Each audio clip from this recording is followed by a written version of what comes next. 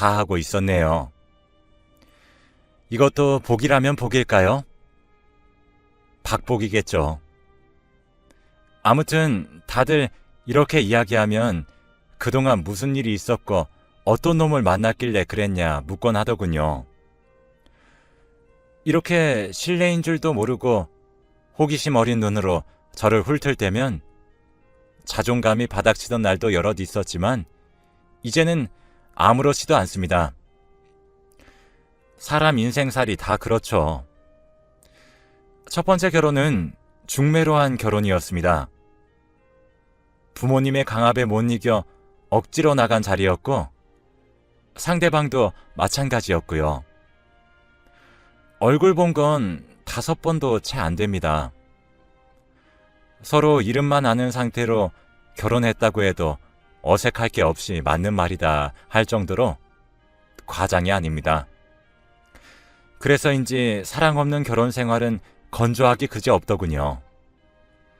밖에서 뭘 하고 다니는지, 누굴 만나고 다니는지, 집에서는 한 공간에 있긴 한 건지, 매년 돌아오는 결혼기념일은 고사하고 생일에도 남편과 밥 한 번 먹어본 적이 없던 저입니다. 저도 나쁘진 않았어요. 애초에 애정을 바라고 결혼한 건 아니었고 부모님 잔소리가 듣기 싫고 무서워서 결혼했을 뿐이고 시댁도 못살게 괴롭히는 축도 아니고 오히려 부모님보다도 더 자주 반찬 해다 주시면서 못나고 무뚝뚝한 아들이랑 살아줘서 고맙다 해주시는 그런 분들이셨거든요. 어쩌면 그 시간을 남편이 아닌 시댁을 보고 참았나 싶기도 합니다. 남편 봤다 시댁 어른들 뵈면 마음이 참 따뜻하니 좋았거든요. 진짜 가족을 이제서야 찾은 건 아닐까 그런 생각도 들었고요. 집보다 더 자주 찾아가게 되고는 했습니다. 팔이 알아서 가더군요. 그래서 무난하게 아이 낳고 오순도순 잘만 살게 될 줄 알았습니다. 하지만 좀처럼 아이는 생기지 않았고 남편과 함께 병원을 가니 남편에게 문제가 좀 있어 아이를 평생 가질 수 없을 거다, 시험관도 힘들 거다 하더군요. 둘만 잘 살자 남편과 병원을 나오며 그렇게 말했습니다. 어차피 계속 둘만 살았던 우리고 앞으로도 달라지는 거 없이 그냥 평소랑 같은 거라고 상실감 같은 거 가지지 말고 남들 부러워도 말고 정 그러겠으면 강아지나 고양이 데리고 와서 키우자. 그렇게 서로를 위로해 주었었네요. 그런 우리 사이가 금 가르듯 쩍 갈라진 건 남편의 거짓말 때문이었습니다. 거의 반년이라는 시간을 출근한다는 말로 절 속였더군요. 남편은 회사에서 정리해고를 당했으면서도 저한테 말하지 않고 숨긴 채 회사 나가는 척 그렇게 매일 연기해왔던 걸 들켰습니다. 그동안 월급이라고 가져다 준 돈들도 모두 퇴직급여를 가져다 준 거더군요. 아무래도 이상하긴 했어요. 꼬박꼬박 계좌이체 들어오던 돈들을 봉투에 넣어다 주니까요. 작은 구멍가게도 아니고 회사가 그런다니. 당신네 회사 요즘 좀 웃기다 하고 말았는데 그게 그런 이유였다니. 앞이 새하얘지면서 어떤 말을 해야 할지 모르겠더군요. 말이 안 나왔어요.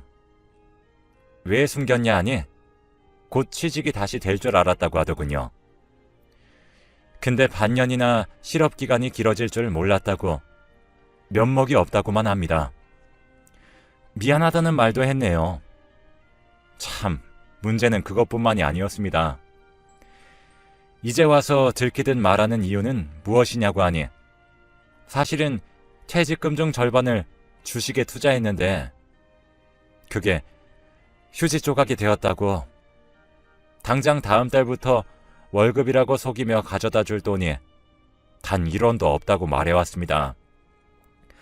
당장 생활비며 꼬박 납부해야 하는 대출금, 그런 것들은 어떻게 할 생각이냐? 왜 안 하던 짓을 해서 있던 돈도 까먹냐고 고래고래 소리를 지르니 그럼 한순간 나앉게 생겼는데 자기가 뭐라고 해봐야 하지 않았겠냐고, 자기 마음 모르냐고, 자존심 상한다 그런 소리만 퍽퍽하니 화가 나서 꼴도 보기 싫다고 막말을 퍼부어댔네요. 결혼하고 목청 높여 싸운 건 그때가 처음이었습니다. 서로 못할 말하고 삿대질하고 분이 풀리지 않아서 남편 놈은 결혼 사진이 걸려있는 액자도 집어 던지더군요. 저를 한 대 칠까봐 무섭기까지 했습니다. 그러고 나니 정이 뚝 떨어져서 꼴도 보기 싫더군요. 당장 돈을 벌어야 하니 식당 서빙하는 자리로 들어가서 설거지부터 시작해서 술 마시고 진상 부리는 아저씨들 상대까지 굳은 일이란 굳은 일, 닥치는 대로 했습니다.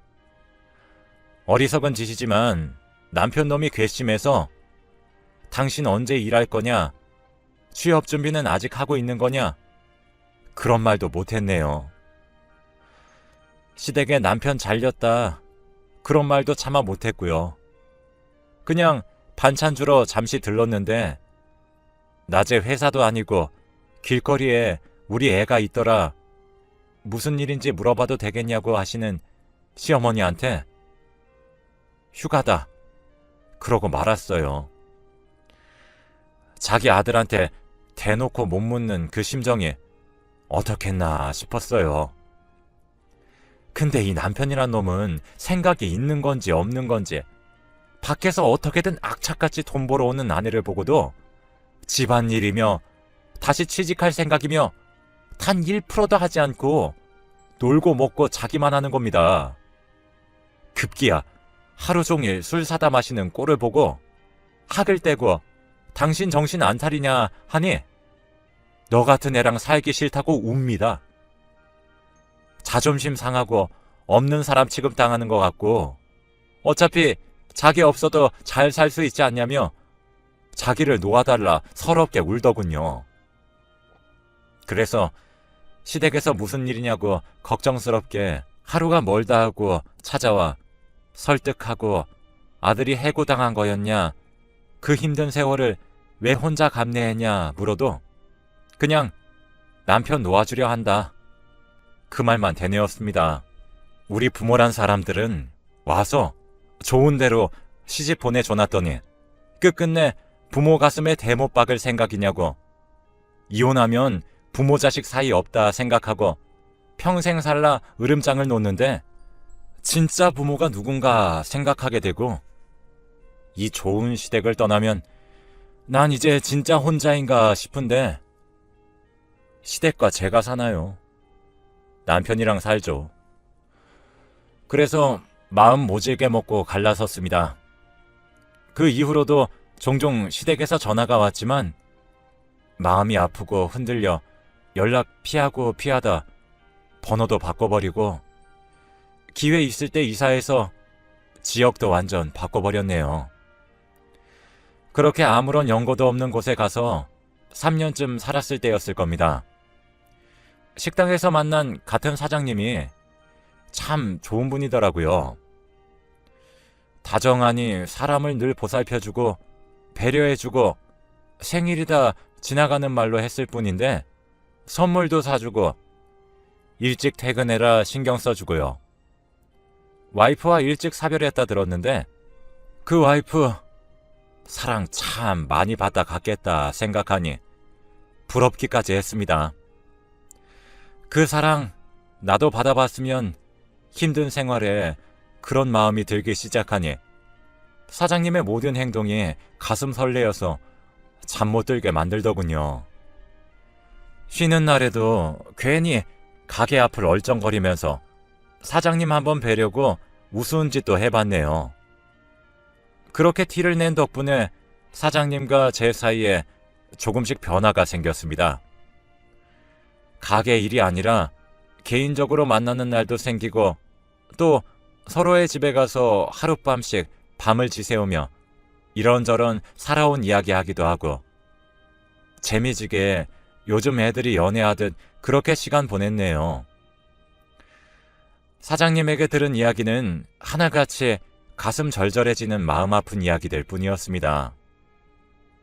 부모님 없이 외롭게 살아와서 한평생 반듯한 자기 가정 하나 이루는 게 일생의 꿈이었는데 와이프가 그렇게 가고 혼자 남으니 자기 인생은 왜 이렇게 구질구질하고 외로운가 인생 절반에 걸친 회의감이 들어 정신건강의학과도 다녀봤다고 하더군요. 그런 삶에 제가 찾아와 하루하루가 다시 행복해지고 설레이니 이때를 주시려고 하느님이 그간 나를 이렇게 못살게 괴롭혔나 싶더랍니다. 그 말을 하며 손을 꼭 붙잡고는 사랑한다고 말하는데 그 목석 같은 남편과 살았던 지난 세월들이 아프게 느껴질 정도로 행복하고 좋더군요. 저도 그래서 사랑한다고 말하고 결혼한 부부처럼 살림도 합치고 함께 살았습니다. 동거만 했어요. 사장님이 혼인신고는 천천히 해도 되지 않겠냐고 해서 그러자 그랬죠. 그런데 사람 운명이라는 게 늘 불행할 수만 없듯이 늘 행복하기만 할 수도 없더군요. 몸이 조금 피곤한 것 같다고 남편이 그러길래 알았다. 그럼 당신은 집에서 쉬어라. 가게는 나 혼자 다녀오겠다. 하고 집을 나선 날이었습니다. 그날따라 괜히 불안하고 징조가 좋지 않아서 남편에게 틈이 날 때마다 전화했습니다. 밥은 먹었냐? 몸은 좀 나아졌냐고요. 그때마다 당신 내 생각 때문에 아무것도 못하는데 가게 빨리 마무리하고 집에 돌아오라고 나도 보고 싶어 죽겠다고 오히려 능글맞게 말하는데 얼마나 기쁘던지 기쁜 와중에도 불안한 마음이 통 가시지 않아서 정말 가게를 빨리 마무리하고 집으로 급하게 가던 길이었습니다. 집에 다 왔을 때쯤 남편으로부터 문자 하나가 오더군요. 사랑해. 못난 나를 사랑해줘서 너무 고맙고 당신에게는 늘 미안한 마음뿐인 것 같아. 무슨 일인가 싶어 전화를 거니 받지도 않고 집에 돌아가니 이게 무슨 일인가요? 남편이 극단적인 선택을 했더군요. 마음의 우울이 깊었던 탓인지 아니면 저 모르게 또 다른 어떤 일이 있었던 건지 알지는 못했지만 남편은 다시 돌아오지 않을 곳으로 멀리 떠나버렸습니다. 장례를 치르는 것도 저의 몫이었어요. 그런데 이게 무슨 일입니까? 죽었다던 와이프가 자기 장래에 첩년이 왔다 고래고래 소리를 지르며 제 머리를 쥐어 뜯는 거 아니겠습니까? 둘 사이에서 낳은 아이라고 어린애도 둘 데리고 왔더군요. 일찍 죽었다던 부모님도 나타났습니다. 착하고 순진하고 난 배려할 줄밖에 모르던 애 꼬신 게 당신이냐고 온갖 모욕적인 언사와 폭력을 행사하는데 이게 무슨 일인가 사리 분별할 틈도 없이 당해낼 재간이 없어 저는 도망치듯 장례식장을 벗어났습니다. 장례가 마치고 마음을 추스린 그 사람 와이프라고 우기는 사람에게 연락을 해서 만나자 말했습니다. 처음엔 욕만 퍼붓더니 그래 어디 만나서 얘기하자. 그러면 자기 집으로 오라 하더군요. 그래서 간 집에는 정말로 그 여자와 죽은 남편이 함께 찍은 웨딩 사진이 집안 곳곳에 있었습니다. 또 그날 장례식에서 봤던 아이의 것으로 보이는 유아용품도 보았고요. 마음이 복잡하니 착잡해지는 것도 잠시 정신이 아득해졌습니다. 예의상 주는 차를 마시며 생각을 정리했습니다. 나에게 지금 무슨 일이 일어난 거지? 와이프라던 사람이 하는 말은 놀랍기만 했습니다. 그렇게 자상하고 착하던 남편이 어느 날부터 욕을 하고 집안 물건을 부수며 이혼해달라고 요청하더랍니다. 이혼 안 해주면 너 죽고 나 죽는 거다. 그런 협박까지 할 정도로 강력했다고 합니다. 이유도 모르고 이혼할 수는 없어서 도대체 왜 그러는 거냐고 몇 번이나 재촉해 물으니 그제서야 사랑하는 여자가 생겼는데 너 때문에 결혼 못하게 생겼다고. 자기 혼자라 말했는데 거짓말쟁이 나쁜 놈 만들 거냐고. 너한테만 나쁜 놈이면 되지 않겠냐고. 그리 말하더랍니다. 그래서 죽어도 이혼은 못 해주겠다고 하니 집 구해서 나가 살겠다고 짐 챙겨 나가고 가게로 찾아오면 진짜 죽이겠다고 못 죽일 것 같겠냐고 눈을 시퍼렇게 뜨고 협박해서 찾아가지도 못하고 그저 울면서 이혼 서류에 도장 찍지 않고 이악 물고 버텼답니다. 그 말을 하면서 이를 악물고 부들부들 떠는 여자를 보니 거짓말인 것 같지 않아 고개를 숙였습니다. 몰랐다는 것도 죄 아니겠냐. 미안하다. 정말 미안하다.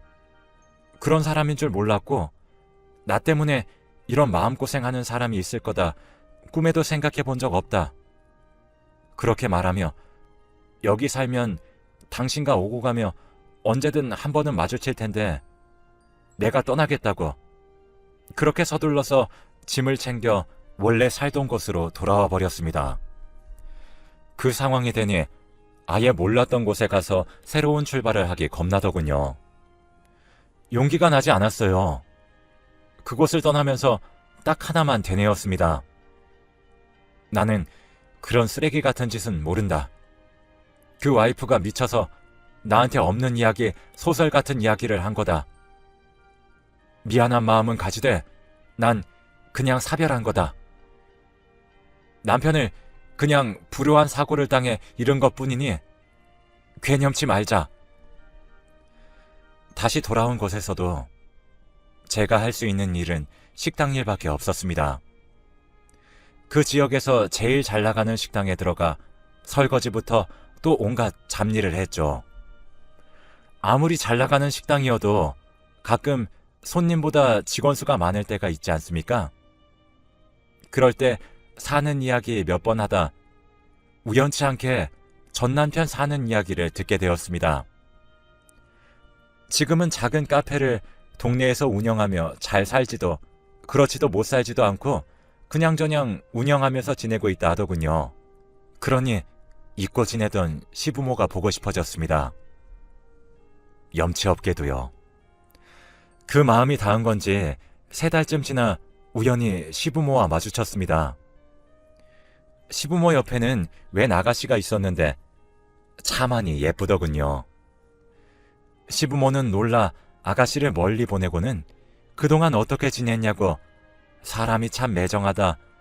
연락 한 번 없이 그렇게 모질게 살기 있냐며 제 손을 꼭 붙잡고 울며 저를 원망하시는데 저도 그만 그 자리에서 아이처럼 엉엉 울어버렸습니다.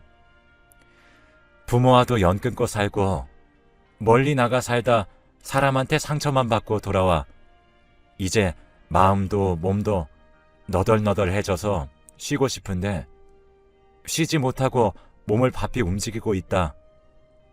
어쩌다 내 삶이 이렇게 망가졌는지 모르겠다 하는데 시부모가 무언가 결심한 듯 번호 달라고 하시더니 나중에 따로 연락하겠다고 그 아가씨와 사라졌습니다. 시부모는 정말로 며칠 후에 저에게 연락 주었습니다. 다시 함께 살자고요.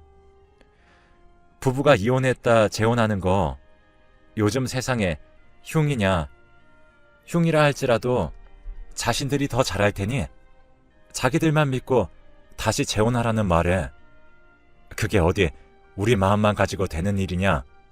전 남편 이야기도 들어봐야 아는 거 아니겠냐? 그렇게 물으니 전 남편도 저를 많이 그리워하고 있다. 그렇게 얘기해 주더군요. 시부모님의 추진으로 다시 만난 남편은 그렇게 배움을 받고 나온 건지 뭔진 몰라도 진짜로 제가 없는 세월 동안 너무 보고 싶었다고 얘기해 줬습니다. 그리웠다. 자기가 마지막에 그리 못되게 군 게 내내 한처럼 가슴에 맺혀 울며 지샌 밤도 셀 수가 없다고. 다시 만나게 되면 정말 잘해주려고 카페 하나 차려서 열심히 일하고 있다. 그렇게 저를 어르고 달래주더군요. 그래서 처음 결혼할 때 못 해봤던 우리 둘만의 데이트도 해보고 시부모님이랑 같이 1박 2일 여행도 다니고 식당 일도 접고 시부모님 댁에 들어가 살며 집안일도 맡아 하고 남편 가게에 가서 잠시 자리도 봐주며 그렇게 지내다 결혼식 없이 혼인신고만 다시 했습니다. 그리고 오순도순 그전에 없던 화목함을 가진 채 새로운 삶을 살기 시작한 거죠.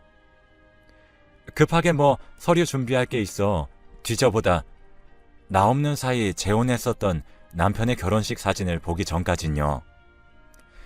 그 결혼식 사진 속 여자가 제가 다시 돌아왔을 때 보았던 그 아가씨더군요. 그걸 보고는 내가 아는 걸 누가 알게 될까 무서워 얼른 숨겼습니다. 지금도 가슴이 콩닥콩닥 거리네요. 그 여자하고 어떻게 정리를 한 건지, 그 여자는 지금 어디서 지내는지, 정말 제대로 정리를 한 건 맞는지, 나한테 했던 말과 꼬심은 그럼 뭐인지, 날 단순 가정부로 생각해서 꼬셔 데리고 왔다 생각하기에는 지금 삶이 너무 달콤하여 말도 안 되는 소리란 생각이 듭니다. 하지만 저에게는 일이 달콤히 잘해주었으면서 저 여자는 그럼 어떻게 쫓아낸 건지, 이런 생각을 하다 보면 잠을 잘 수가 없어 뜬 눈으로 지새웁니다. 너무 궁금하여 하루에도 몇 번이고 어떻게 된 일이냐고 묻고 싶은데 저도 떠난 후 과거가 생긴지라 누가 누구한테 뭐라고 할 입장은 아닌 처지로서 당당히 묻지도 못하고 소가리만 하고 있습니다. 그런 와중에도 시부모와 전 남편, 아니 지금의 남편은 안색이 많이 안 좋아졌다면서 유명한 한의원에 가서 줄 서서 비싼 돈으로 보약 지어다 주고 제가 좋아하는 음식으로만 상다리가 부러지게 밥 차려줍니다. 그래서 그냥 모른 채 살까 싶은데 이렇게 지나가는 게 또 맞는 건가 잘 모르겠다 싶고요. 그러던 중 남편이 휴대폰을 두고 카페에 나갔을 때였습니다. 저장되어 있지 않은 번호로 전화가 와서 대신 받으니 황급히 끊더군요. 다시 전화를 거니 받지 않고요. 이상한 마음에 핸드폰을 뒤지니 그 여자더군요. 남편은 연락하고 지내던 거였습니다. 해고 후 변변하지 못하게 지내고 있는 자신을 부모님이 다시 먹여주고 재워주며 키워주고 있고, 재산도 저와 다시 결혼해 집에 들이지 않으면 한 푼도 줄 수 없다 해서 울며 겨자 먹기로 살고 있는 거 알지 않냐고. 부모님 돌아가실 때까지만 효도한다 생각하고 버티라고 그렇게 문자했더군요. 막말로 시댁살이 안 해서 좋은 건 너 아니냐, 그런 말도 했더군요. 기가 차서 말도 안 나왔습니다. 문자 내용 뭐냐고 카페에 가서 물으니 알게 된 마당에 부모님 앞에서만 친한 척 지내자 하는데 어떻게 해야 할지 모르겠습니다. 정말 인생 헛살았나 봐요. 이 이야기를 시댁에 해야 할지 아니면 모른 척 눈 감고 살아가야 할지 방법이 없네요. 저만 모른 척하면 이 평화가 유지되지만 그렇다고 제가 알고도 속는 바보가 되긴 싫어